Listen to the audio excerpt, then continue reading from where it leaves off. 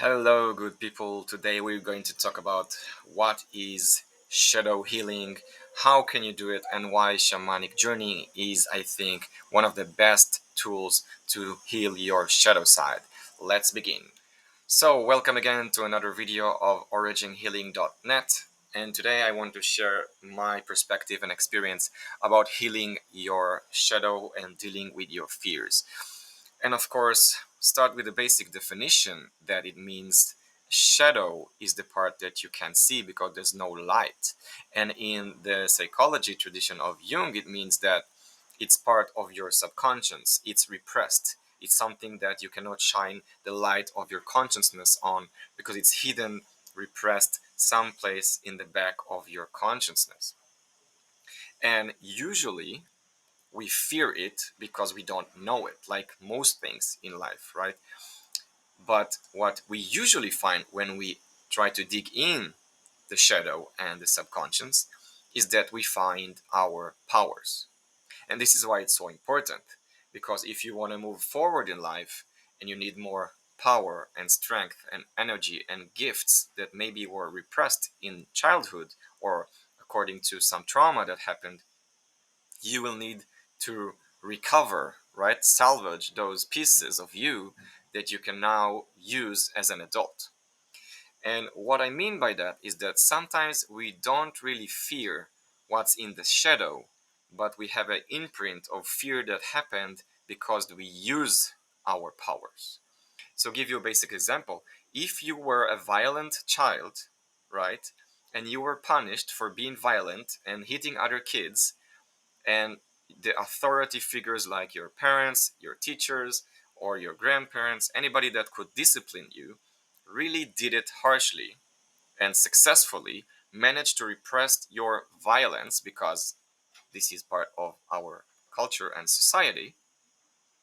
It actually repressed your power because being violent, while not socially acceptable, holds a lot of power inside, physical power, right? So you repressed your physical power in exchange for social acceptance, and what you fear is the consequence of being violent. It's not the actual violence, it's the consequence of you being a helpless kid with somebody that's stronger than you, punishing you for being violent, repressing your own power. 20 years later, as an adult, as a teenager, as somebody who is going through a midlife crisis, you need this power. You need to be strong in order to complete a challenge and fulfill this part of your life. But you're so afraid of using this power because you were punished by it. And it doesn't matter if as a kid you used to sing a lot and be loud and people told you to shut up all the time, or you're just a blabbermouth and you kept on talking, talking, talking, asking questions, and people told you to shut up. You're repressing your ability to speak and express yourself, right? If you were too artistic and you drew monsters or you drew, I don't know, naked women and men and body parts, and your parents said, oh, don't draw these terrible monsters, don't draw naked women and men, this is not acceptable. Or maybe they just were very scientifically oriented and they wanted to push you away from being creative. Being creative is now part of your shadow. This gift is part of your shadow. So how do you access this shadow, this subconscious part of yourself? If it is in the shadow and subconscious, right? You shine the light of consciousness at this part. And this is why I think shamanic journeying, shamanic visioning is the best tool for it, because anyway, it brings you to be in touch with your subconscious by changing your state of awareness and state of consciousness from the ordinary reality of using your senses and your logical mind and all your ego barriers and defense mechanism from accessing this scary part, right? You drum or you rattle, and you might do it with another person to guide you and allow you to have the courage to do it. It might be a little bit difficult to do it for yourself, but when you change your consciousness, you can access more part of your subconscious. And this is why I think it's an amazing tool to use instead of just going to therapy or at a workshop and having this kind of peer pressure to cook to get the subconscious part out of you with some steam and active Osho meditations and screaming and laughing and all of these exercises. You can do it, of course, because it's helpful and it works. But what you can also do is put a set of headphones or get your drum and go into a deeper state of mind, which allows you access to these scary parts. And now, let me share a personal example. In one of these exercises that I did with myself, I wanted to ask, show me my biggest fear. And since it's scary and I was on my own, it wasn't as part of a workshop, but there was no another healer helping me to push me gently towards what I'm scared of, right?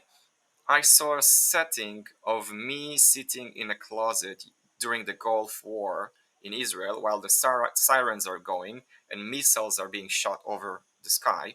And I was sitting in a closet with the gas mask on, holding my mom's hand, but she was in another part of the closet.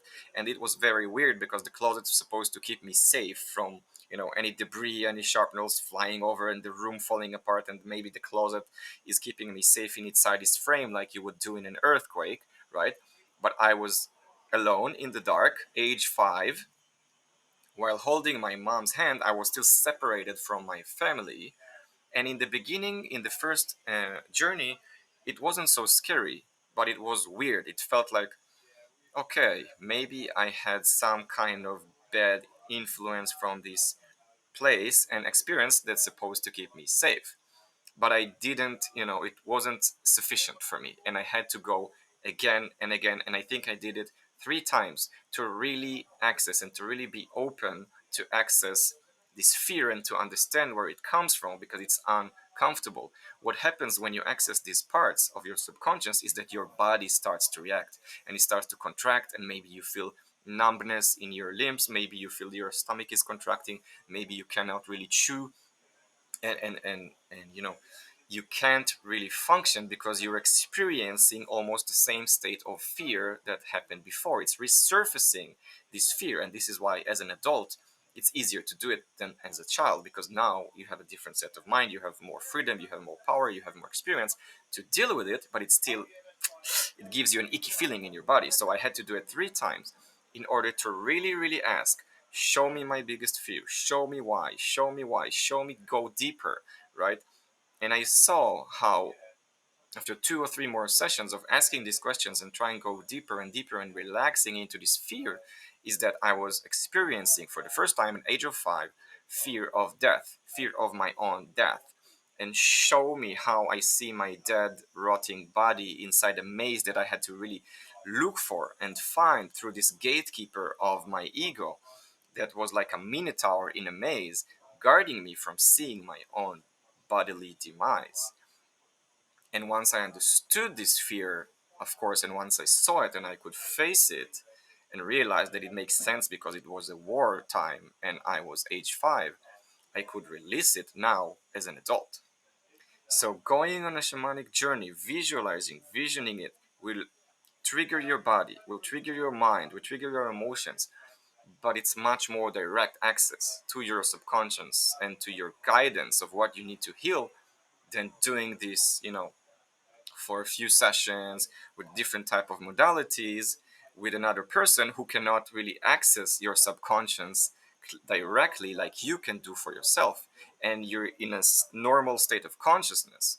So of course I don't think that other methods don't work, they do, but I think shamanic journey is much more direct and more efficient in finding these answers and start clearing out the closets and skeletons in the closets of doing all of this work to maintain your power and retrieve your power from the past in order to move forward in life.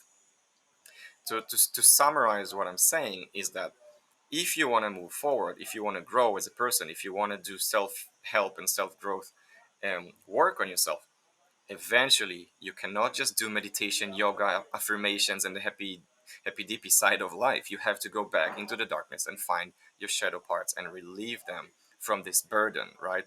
And the best way, in my opinion, to access your subconscious is shamanic journey. And you can find more videos about it in my channel, and I see you next time.